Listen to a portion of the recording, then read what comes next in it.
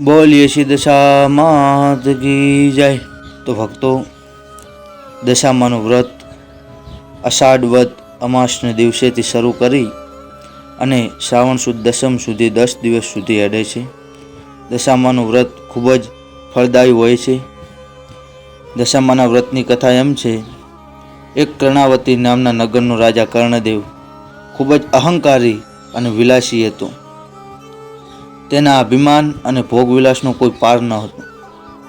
તેને કમલાવતી નામની એક ગુણવાન અને ચારિત્ર્યશીલ પત્ની હતી। પત્ની જેટલી આસ્તિક હતી એટલો જ કર્ણદેવ નાસ્તિક હતો।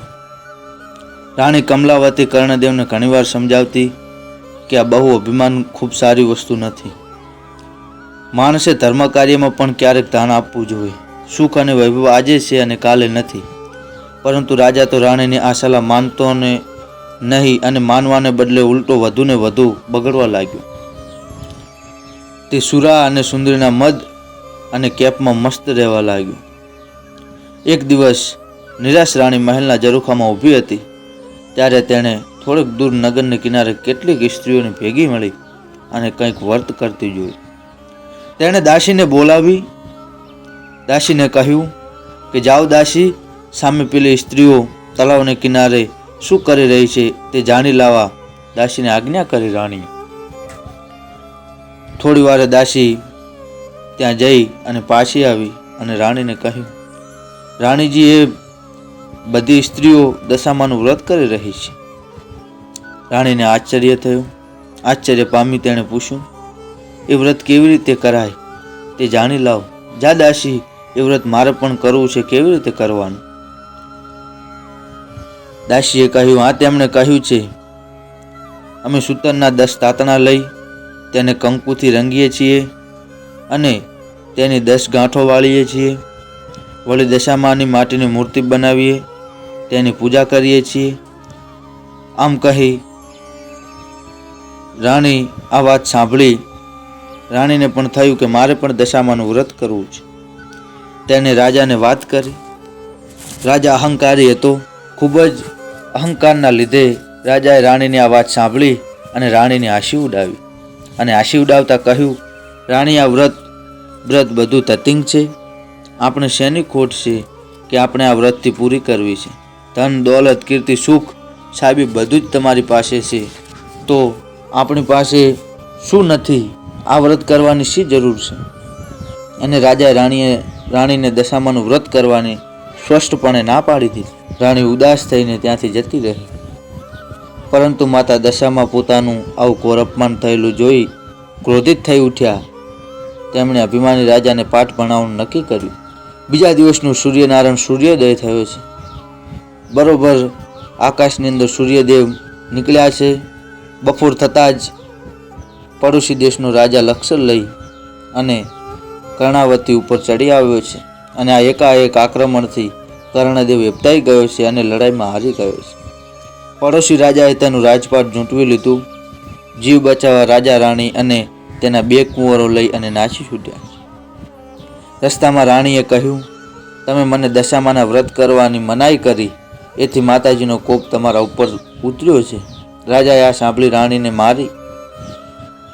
આમ રાજા રાણી ભૂખ, તરસ, થાક અને ત્રાસ વેઠતા વેઠતા બંને કુંવરોને એક વાડીએ લઈ પહોંચ્યા। ત્યાં થોડોક થાક ઉતારવા બેઠા, ત્યાં તો એકાએક વાડીના બધા જ ફૂલ કરમાઈ ગયા। તેથી રાજા રાણી અને બંને કુંવરો આ જોઈ હકબ ખાઈ ગયા। ત્યાં માળી આવી ચડ્યો। તેણે પણ આ દ્રશ્ય જોયું અને વિચારવા લાગ્યો કે માનો ન માનો પણ આ લોકો જરૂર અકર્મી લાગે છે, નહીતર હરીભરી લીલોતરી વાળી આ રીતે ક્ષણમાં સૂકી ભંઠ ન થઈ જાય। એમને હળધૂત કરી કાઢી મૂક્યા। રાજા રાણીને વાડીમાંથી તગડ્યા। રાજા રાણી અને બંને કુંવરો નિરાશ વધને ત્યાંથી આગળ ચાલવા લાગ્યા। થોડેક દૂર ગયા ત્યાં એક વાવ આવી। વાવ જોઈને બધાને પાણી પીવાનું મન થયું। કુંવરો તો ઝડપીથી ચાલતા ચાલતા વાવના પગથિયાં ઉતરવા લાગ્યા, પરંતુ વાવમાં ગયા ત્યાં બંને કુંવરો અદૃશ્ય થઈ ગયા। રાજા અને રાણી બંને કર્મો કલ્પાત કરી ઉઠ્યા। રાજાને હવે મનોમન પસ્તાવો થવા લાગ્યો કે જરૂર મારી ઉપર દશામાં ક્રોધમાન થયા છે। હું તે જ દશામાના ક્રોધનો શિકાર બન્યો છું. પહેલાં રાજ ગયું અને હવે કુંવરો. રાજાએ રાણીને કહ્યું, રાણી રડીશ નહીં.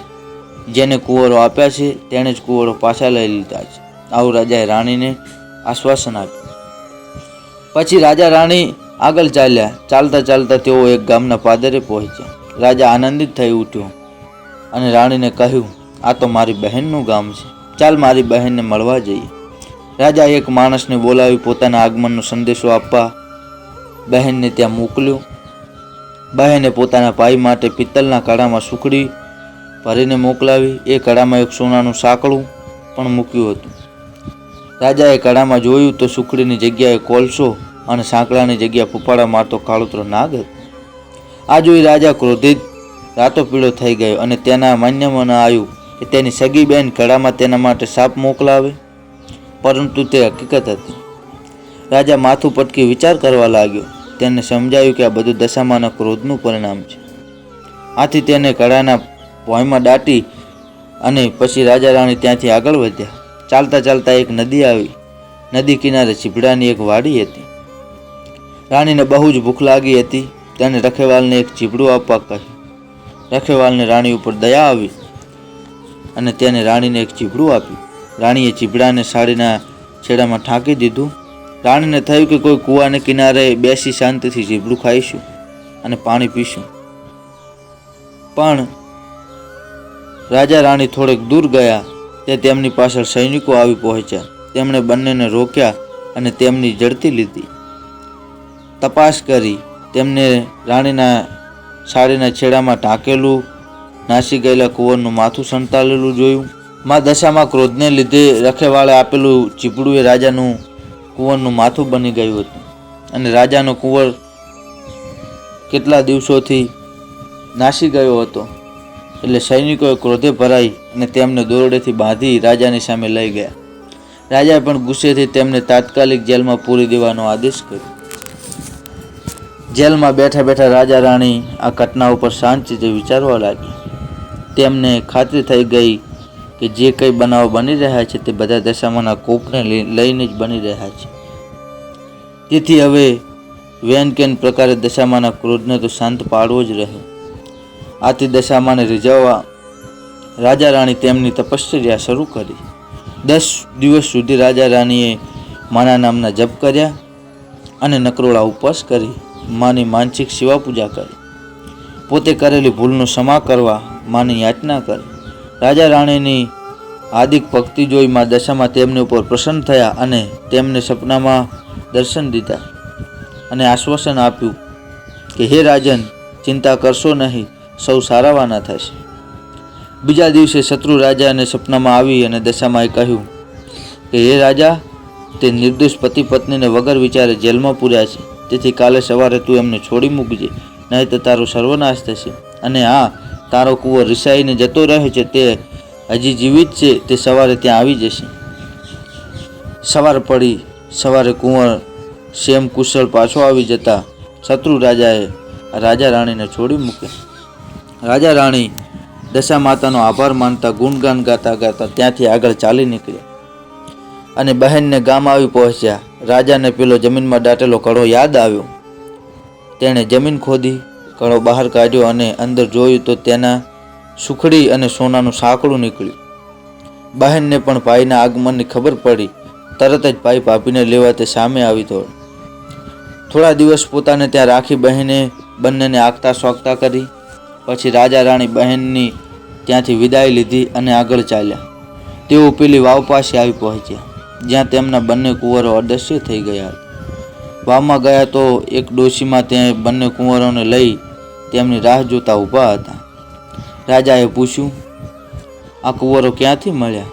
જવાબમાં દશામાં માતાએ તેમનું અસલ સ્વરૂપ બતાવ્યું, પ્રગટ કર્યું અને રાજા રાણીને આશીર્વાદ આપતા કહ્યું, હે રાજન, તારી રાણીની ભક્તિથી હું પ્રસન્ન થઈ છું.